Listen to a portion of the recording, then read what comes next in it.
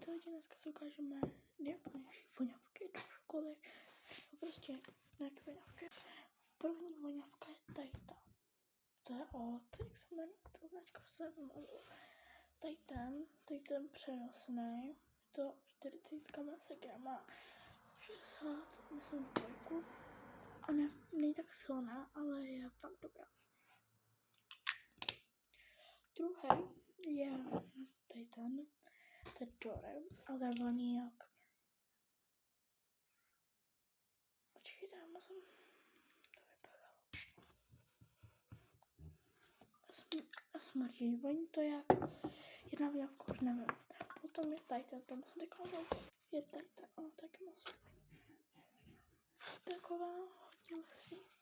Potom mám tady ten, zase si tam, počkejte, vidím to víčko. Tady tam,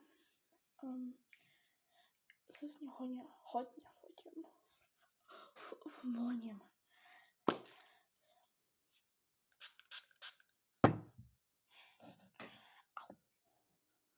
Voním takový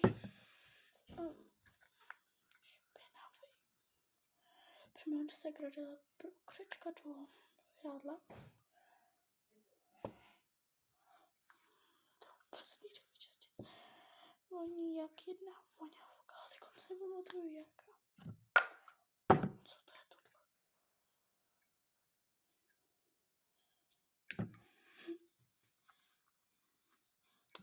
Hezky. A potom tohle asi celý, tady tomu jsem se tam sádila to tak. To v tady tom balení a byl v tom tady ten krém. Je voní jak... Hezky voní. Potom tady ten šampon. Ten voní jak jahoda s borůvkou. Tak je hezky. A tady tak postižně zavřela. Tady to není tak moc hezky. To jsme pijeme. A to vám ukážu, jak jsem to viděla v tom balení. To byla v tom balení. To je strašně hezky. Tady to taky bez zlata, ještě v pytlíčku.